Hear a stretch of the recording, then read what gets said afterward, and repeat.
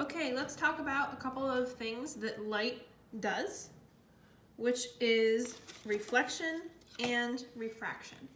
And these are going to include the remainder of the equations in the waves section of the reference table.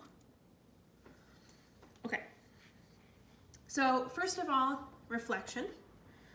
When light hits a reflective surface like a mirror or a window or the surface of water, it reflects off that surface in a predictable direction, and those nice sort of evenly reflecting predictable waves give us what we call a reflection, which is really the image that we see when light reflects off a surface. We can also have, so this type of reflection is called specular reflection. And this happens off of a smooth surface.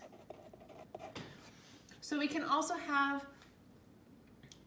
like scattered reflection, and that would be off of something that has sort of a matte surface like paper, where when you shine a light on it, you can see that the paper is lit up, it gets brighter. That's the light reflecting off the paper, but we don't see a clear image because the light waves are not bouncing off in a sort of smooth, regular way because of the texture of the surface.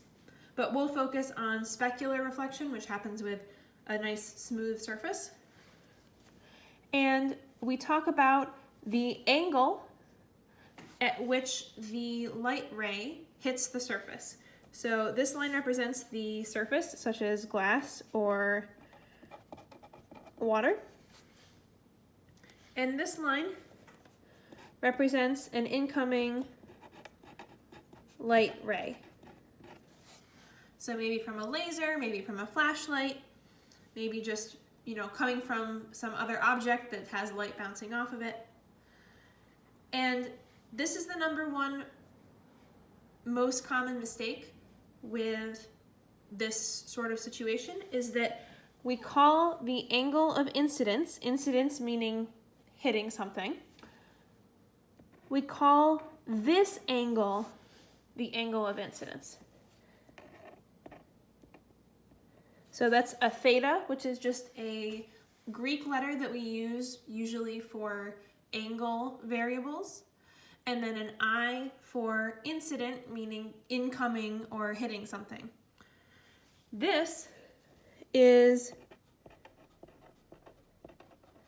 the normal line. This is perpendicular to the surface. So we measure this angle between the incoming light ray and this perpendicular line, not with the surface itself. It might seem more intuitive to measure this angle, but this is the angle that we call the angle of incidence, the angle between the light ray and the normal line. Okay, the equation says theta I, angle of incidence, equals theta R, angle of reflection. So what that means is that when something comes and bounces off a barrier, the angle that it bounces off at will be the same angle from this normal line. We haven't used the protractors that much recently, so I will try to demonstrate a little bit how we would use them. So we need to kind of extend this line so that it's at least long enough to overlap with the protractor. Maybe I don't have enough room on my paper, but I'll try. Yeah, here we go. So it looks like this angle of incidence is about 40 degrees. And to figure that out, I had to extend the line to be able to get to the measuring part of the protractor. And then line it up with the sort of baseline of the protractor lined up with the normal. And then the angle of incidence is starting from 0, counting up, so it's this number 40.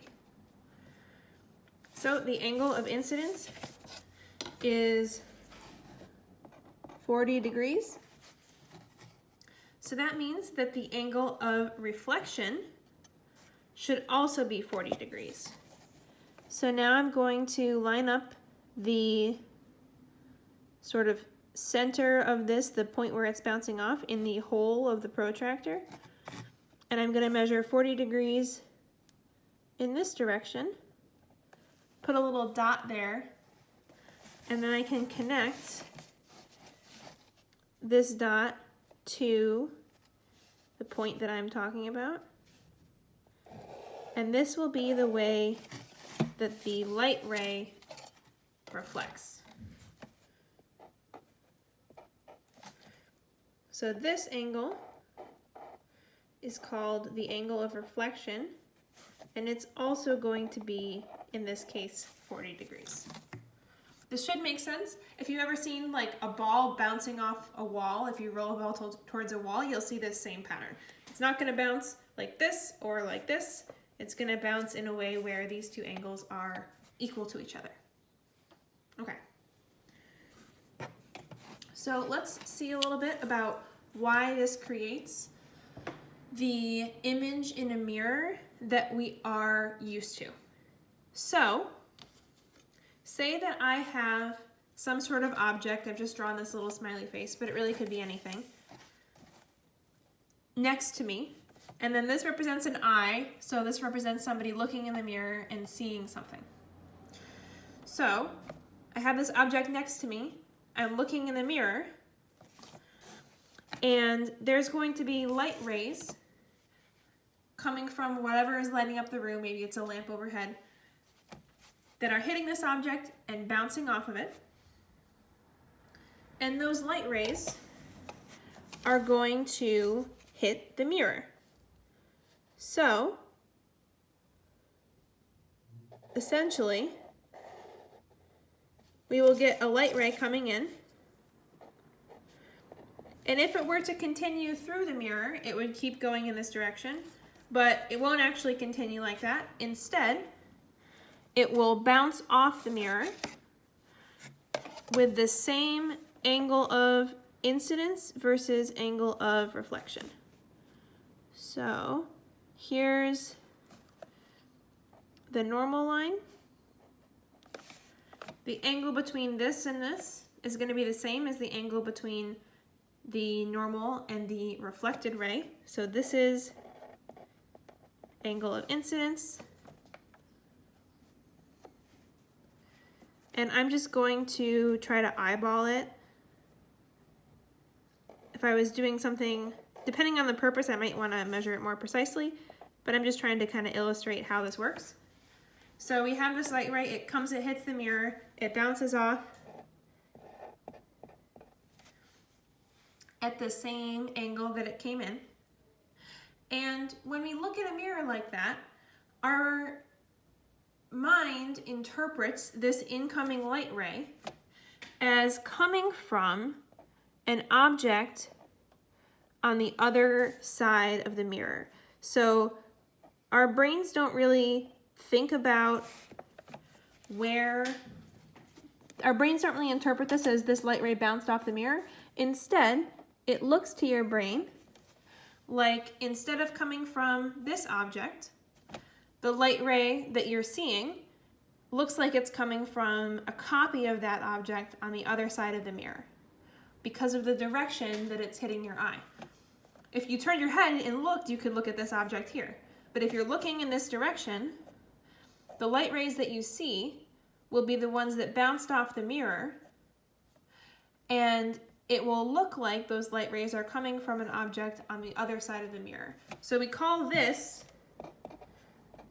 the image. And this is basically where it looks like that object actually is, even though really it's, next to you and not on the other side. Okay. So that's reflection. Hopefully this makes sense so far.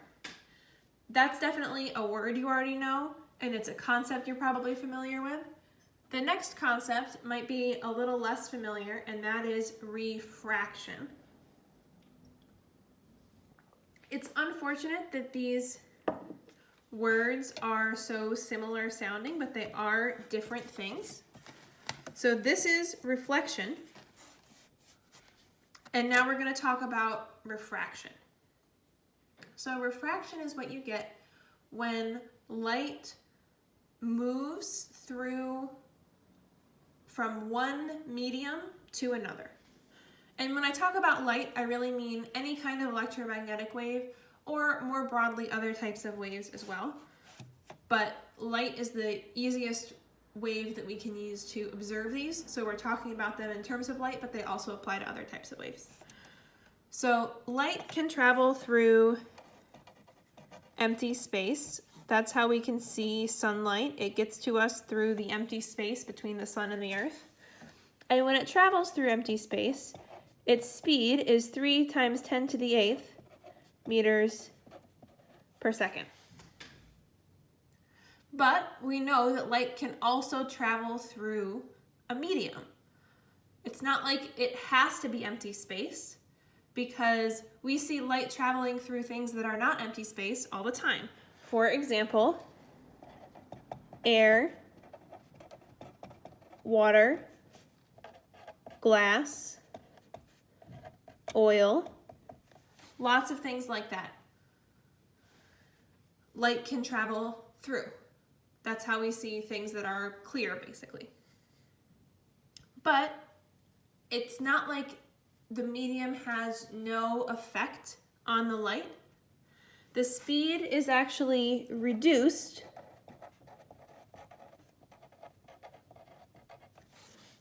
when traveling in a medium.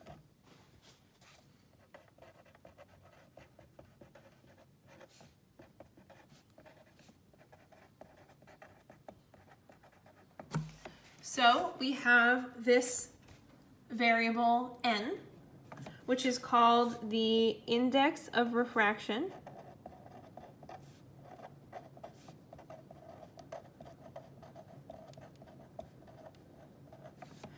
And it basically answers the question, how much does the light slow down? So a larger n means that the light slows down more. The speed is less.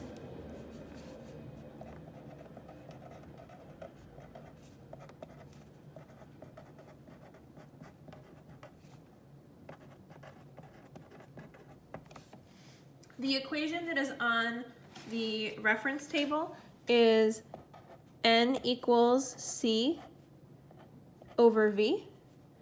So this is the speed of light in vacuum, meaning empty space.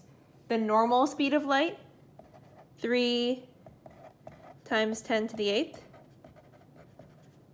And this v is the slower speed in the medium. So, for example, maybe when it's traveling through a certain type of glass, instead of going 3 times 10 to the 8th meters per second, it now only goes 2 times 10 to the 8th meters per second. That's still really fast, but it's slower than it was before. And if you think about it, if you take a number and you divide it by a smaller number, the number on top is bigger than the number on the bottom, then this number n will always be greater than or equal to 1. The fastest light can go is this same speed.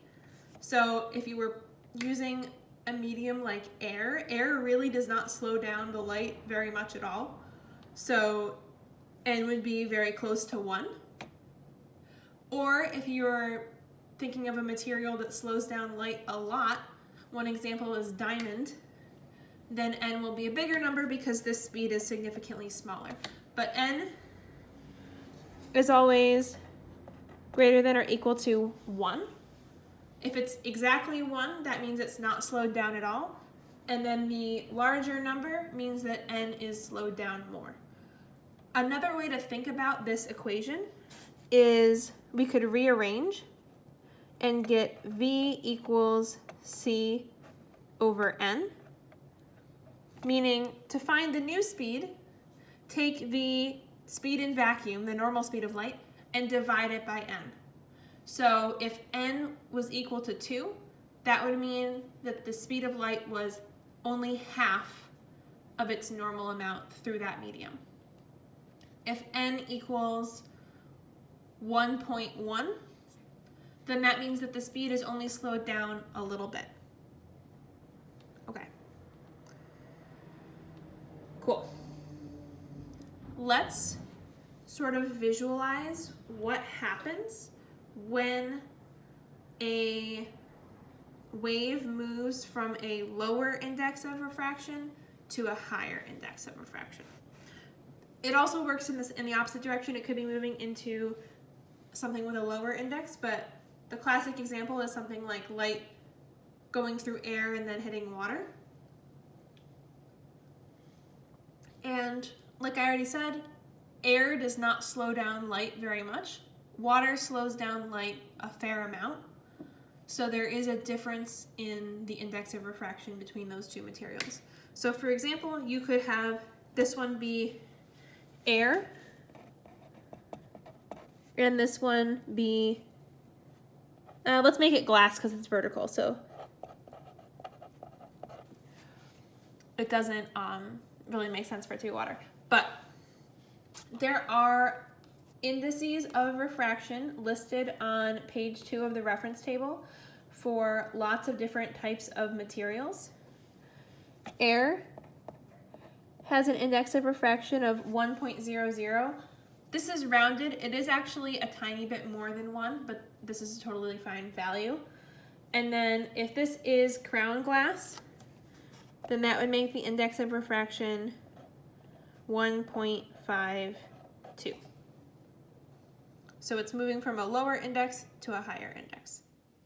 And that means that the light is going to slow down. As it moves, the frequency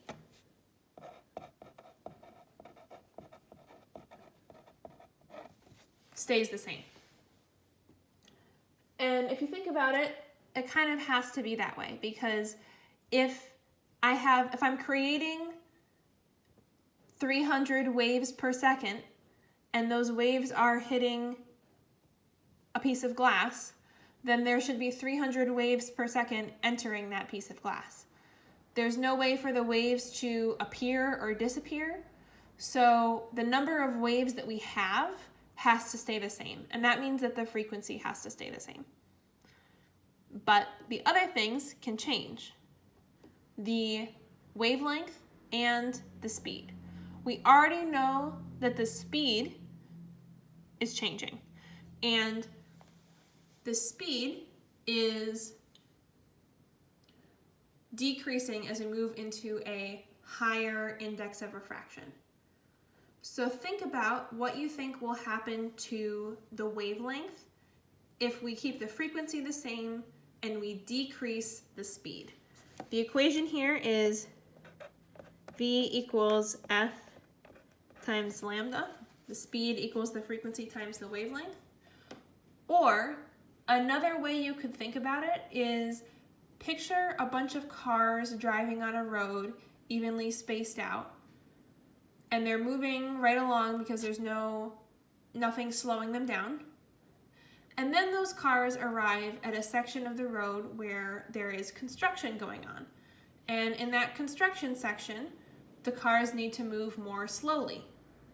What's going to happen to the spacing of those cars? The spacing is basically the wavelength. Do we think that the wavelength is going to get larger or smaller? Okay. So if we think about it,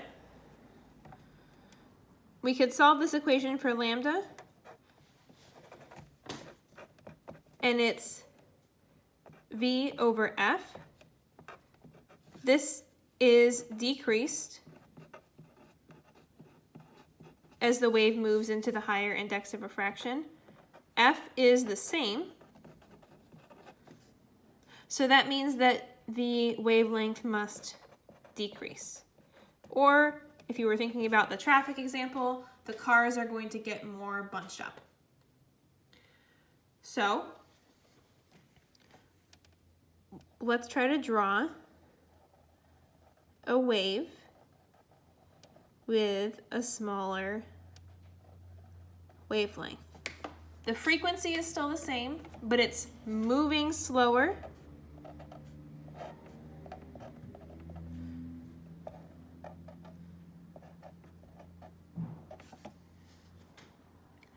And the wavelengths are smaller. And we actually have some equations that relate these things to each other. So we have the ratios of the index of refraction, N2 over N1. This is 1.5, 2, this is 1. So this ratio would be about 1.52.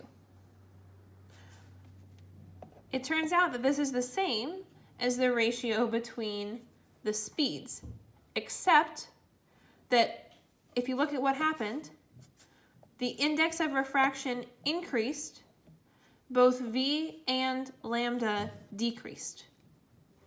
So this fraction is actually flipped around. v1 over v2 equals lambda 1 over lambda 2.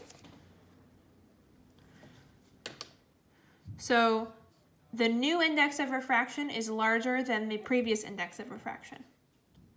The old speed is larger than the new speed, and the old wavelength is larger than the new wavelength. But these ratios are all the same. So any two of these quantities that you know about, either index of refraction, speed, or wavelength, you can use these ratios to figure out something about the other one. Okay, so this is also on the reference table. So the three new equations so far have been these three. Okay, we got one more to do. I know it's getting kind of long. I'll try to get through it. So just like we have a rule about angles of reflection, we also have a rule about angles of refraction. And it turns out that when light hits a new medium like water, we could get both of these things happening at the same time. So I'm just going to use air and water as an example, but this always basically works the same way.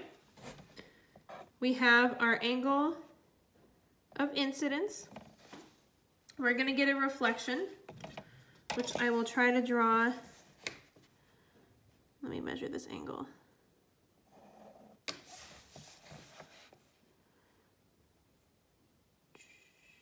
Okay, it looks like it's about 45, 46 degrees. So I'll draw a dot at 46 degrees in this direction. Okay. Okay, so we get some of the light being reflected, and some of the light is going to go into the water. When you look at water, you can see both a reflection on the surface and you can see the stuff underneath the water. So this kind of represents those two things. We can get light reflecting and we can get light refracting, which is what we call it when it changes and moves from one medium to another. And it turns out that there is an equation for the angle of refraction. And that's going to be the angle that it goes into the water at. You might assume that that's just a straight line, but that's actually not the case. The equation is N1 sine theta 1 equals N2 sine theta 2. So N1 is air times the sine of 46 degrees equals N2 is water, so 1.33 times the sine of theta 2, that's going to be the refracted angle. So I need to make sure that my calculator is in degree mode.